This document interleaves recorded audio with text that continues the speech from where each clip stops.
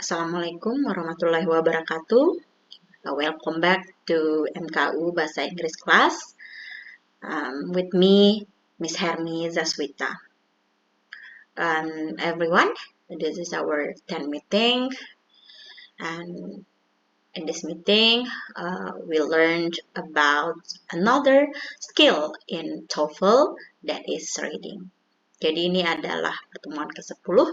Kali ini kita akan belajar tentang reading skill ya. Sebelumnya kita sudah belajar tentang structure and written expression. Nah, kemudian kali ini kita akan membahas tentang reading skill di dalam TOEFL. Jadi skill yang akan bahas kali ini adalah skill 1 dan 2.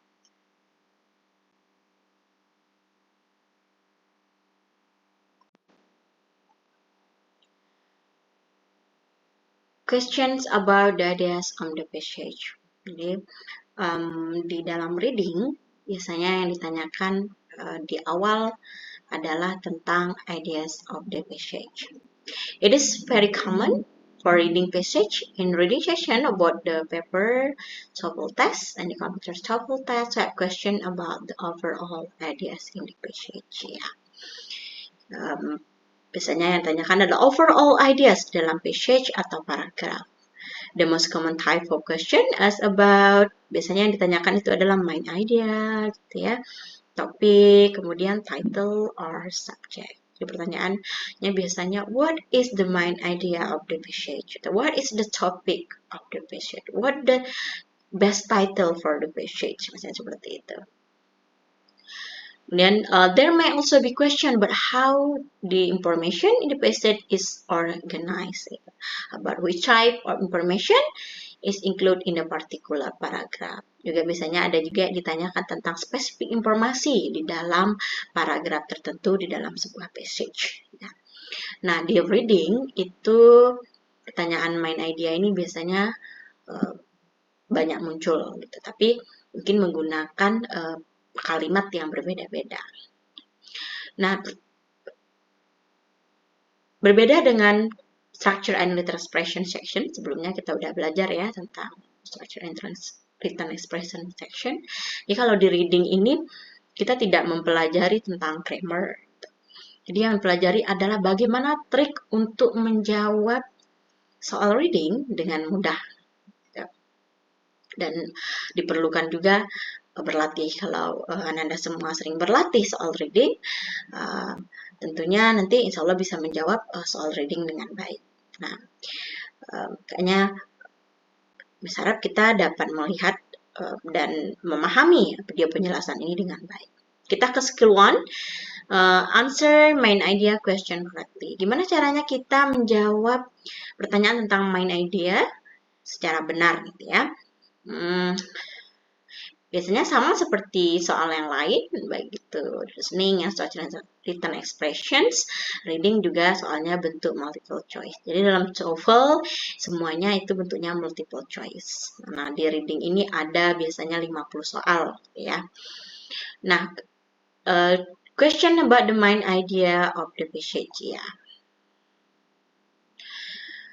Pertanyaannya mungkin sekitar topik, subject, title gitu ya, primary idea or main idea. Biasanya kalau tipsnya untuk menjawab soal TOEFL yang menanyakan tentang main idea atau overall ideas ini, kita harus tahu dulu bahwa sebenarnya soal TOEFL itu ditulis secara tradisional gitu dan organized manner, artinya dia ditulis dengan baik dan benar biasanya passage atau paragraf yang ada di dalam TOEFL itu. Jadi biasanya untuk lebih mudah gitu ya, relatively easy to find the main ideas by studying the topic sentence which are most probably found at the beginning. Nah, biasanya di dalam traditional organized manner in TOEFL reading akan lebih mudah didapatkan overall ideas dan biasanya awal dari setiap paragraf kalau dia berbentuk passage, atau awal paragraf gitu ya kalau dia hanya satu paragraf saja. Nah, ini tipsnya. If a passage consists of only paragraph, you should study the beginning of that paragraph to determine the main idea. Dan look at the example here. Ada contohnya di sini ya, gimana kita mencari the topic or the main idea of the paragraph. Ini ada satu paragraf saja ini ya, passage-nya. Ini mungkin akan lebih mudah kita langsung saja gitu. Kalau dalam reading, bagusnya kita baca dulu soalnya. Apa sih yang diminta sebelum kita membaca? The question is, what is the topic of this passage? Ya, yang tadi terkait overall ideas ya. Bisa ditanyakan tentang topik, main ideas, subject atau title. Nah, seperti tips yang diberikan tadi bahwa kita lihat saja di kalimat pertamanya dulu tentang topik of the passage. In the philosophy of John Dewey, a sharp distinction is made between intelligence and reasoning. Jadi menurut John Dewey ini, dia membuat perbedaan yang kuat gitu ya tentang intelijensi dan reasoning. Nah, coba kita lihat pilihan jawabannya. Kita tidak perlu membaca yang berikutnya, kita coba aja baca yang pertama dulu. Nah, pilihan jawabannya ada the intelligence of John Dewey. Nah, di sini ada the intelligence of John Dewey. Tapi kalau di kalimat pertama, rasanya bukan intelligence saja gitu yang dibuat oleh John Dewey, tapi ada juga reasoning. Berarti yang A ini sudah jelas salah. Kemudian kita lanjut ke B. Distinctions made by John Dewey. Gitu. Perbedaan yang dibuat oleh John Dewey. Kalau kita lihat di kalimat pertama, memang ada perbedaan, tapi perbedaan antara intelijensi dan reasoning gitu. Rasanya ini masih kurang tepat gitu ya kalau hanya distinction. Distinction apa gitu. Jadi jawaban ini juga kurang tepat yang B. Coba kita ke C. Dewey's ideas on the ability to reason. Ide Dewey terkait kemampuan untuk reason gitu ya, untuk beralasan gitu. Nah, kalau kita lihat ini juga masih salah. Kenapa? Karena yang dibahas ini cuma reason. Sementara di kalimat pertama kalau kita lihat ada intelijensi dan reasoning. Masih salah. Kita lanjut ke D. How intelligence differs from reasoning in Dewey's world. Nah, baru di sini kita temukan ada intelligence, kemudian ada reasoning ya, kemudian Dewey's world. Jadi jelas dia. Kemudian ada diverse gitu. Diverse ini adalah sinonim dari distinction. Jadi, yuk kalau mau bisa menjawab reading dengan baik, banyak-banyaklah kosakata gitu ya, banyaklah membaca-baca dalam bahasa Inggris, mencari sinonim, itu juga untuk mempermudah kita menjawab soal TOEFL reading. Nah, jadi jawaban yang tepat adalah D. Gitu. How intelligence differ from reasoning. Ada intelligence di sana, ada reasoning. Jadi kita udah temukan ya, dengan membaca saja kalimat di awal kita udah temukan jawabannya. Itu yang D yang tepat.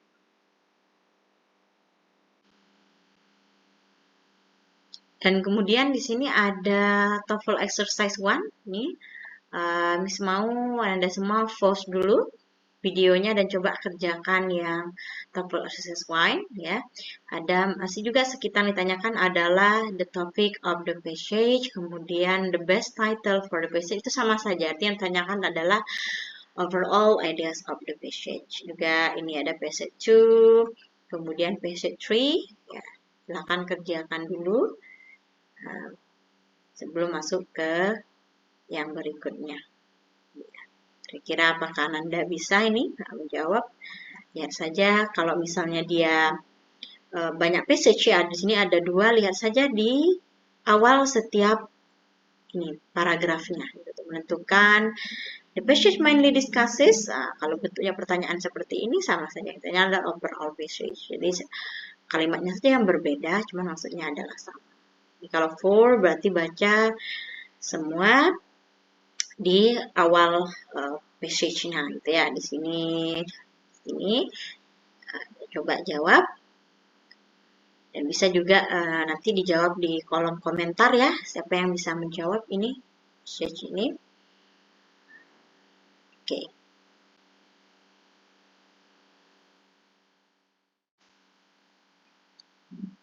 And then we come to the skill 2 is about recognize the organization of ideas. Ya, ini juga merupakan pertanyaan yang sering ditanyakan di soal reading TOEFL. Nah, biasanya di pertanyaan ini itu adalah passage-nya terdiri dari beberapa paragraf. Ya, Anda semua bisa lihat di sini ada 3 paragraf. Ini contohnya. Yang ditanyakan itu adalah how the ideas in one paragraph, bagaimana ide satu paragraf relate to the ideas in another paragraph. Di bagaimana ide satu paragraf berhubungan dengan paragraf yang lainnya dalam passage. Nanti kita menentukan bagaimana pengembangan ide oleh penulis. Jadi bukan mencari lagi idenya apa, tapi bagaimana penulis mengembangkan idenya. Itu juga yang sering ditanyakan di soal TOEFL reading. Nah, coba kita lihat passage-nya. Ini ada 3 ya.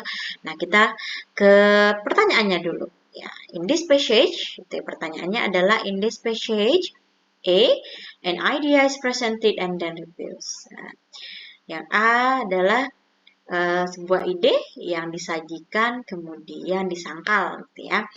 Kemudian yang B adalah konsep is followed by example. Ada konsep yang dikembangkan dengan contoh-contoh. Kemudian juga di C, cause is followed by an effect. Ya. Penyebab yang diikuti dengan effect atau pengaruhnya. Kemudian yang di belief is supportive, gitu ya, keyakinan atau kepercayaan yang didukung oleh alasan-alasan. Nah, coba kita lihat. Ketika kita udah tahu apa yang diminta, baru kita ke passage-nya. Masih seperti skill 1 tadi, di sini kita hanya perlu melihat kalimat awal dari setiap passage ini. Nah, kita abaikan yang kalimat berikutnya dulu. If asked who invented the game of baseball, most Americans probably reply that it was their belief that under the day, gitu ya. Jika ditanya siapa yang menemukan permainan baseball, kebanyakan orang Amerika akan menjawab Abner Doubleday yang menemukannya. Nah, kita lihat lagi yang kedua, Doubleday was given credit for his invention only in the 20th century when sporting goods manufacturer Spalding inaugurated a commission to research question who invented baseball. Jadi yang kedua, kalimat pertama paragraf kedua ini masih tentang bahwa Doubleday ini diberikan penghargaan gitu ya oleh commissions gitu karena dia sudah dianggap yang sudah menemukan baseball dari permainan baseball. Kita lanjut lagi yang kalimat pertama di passage yang di paragraf yang ketiga. Today, most sport historians are in agreement that Doubleday really did not have. Nah, di sini ada kata did not have much to do with development of baseball. Nah, di passage paragraf yang ketiga kita lihat bahwa sekarang gitu kebanyakan ahli olahraga gitu, yang setuju bahwa banyak dari ahli olahraga yang setuju bahwa tidak ada sebenarnya kontribusi gitu ya, kontribusi dari Doubleday ini atau Doubleday ini di perkembangan baseball. Nah, kalau kita lihat kalimat ini bertentangan ya sama yang kedua dan juga di paragraf 1. Jadi kalau di sini setelah kita lihat isi paragrafnya, main idenya di setiap awalan paragraf bahwa tadi pernyataannya yang pertama adalah disajikan mendukung kemudian baru disangkal di akhir. Jadi bagaimana penulis mengembangkan idenya? Iya, yang benar adalah jawaban A. Kenapa A? Karena idenya dikembangkan atau disajikan, kemudian disangkal di sini. Di paragraf 3, itu. Nah, ini ada did not have ini adalah penyangkalan dari yang 1 dan 2 tadi. Jawabannya adalah A. Kalau a cause is followed by an effect, sebuah sebab akibat rasanya tidak ada di sana ya. Jadi ini adalah salah. Kemudian konsep is followed by example, ada konsep kemudian ada contoh juga tidak ada di paragraf, tidak dikembangkan seperti itu ya oleh penulis. Kemudian keyakinan yang didukung oleh alasan juga tidak. Jadi yang benar adalah A. Nah, kembali mengingatkan bahwa kalau di dalam overall passage itu baiknya kita ke kalimat awal dulu, pahami kalimat awal setiap paragraf ya. Kalau dia terdiri dari banyak paragraf, kalau satu saja, Anda semua fokus saja ke awal kalimat dari paragraf tersebut. Itu dia yang recognize the organization ideas ini dalam mengisi soal reading TOEFL. Nah, di sini juga ada TOEFL exercise. Ini ya, TOEFL exercise 2 tentang pengembangan ide ini. Miss mau kalian kerjakan ini ya. Ini juga sekalian jadi tugas kita, ya. Tugas di e-learning. Nah, atau ada yang sudah bisa jawab sekarang, boleh nanti cek di komen ya, komen video. Yeah, I think that's all explanations about the reading sections in TOEFL, skill 1 and skill 2. Saya rasa itu saja ya penjelasannya terkait dengan skill 1 dan skill 2 in reading section TOEFL. Thank you so much for watching this video, everyone. Assalamualaikum warahmatullahi wabarakatuh.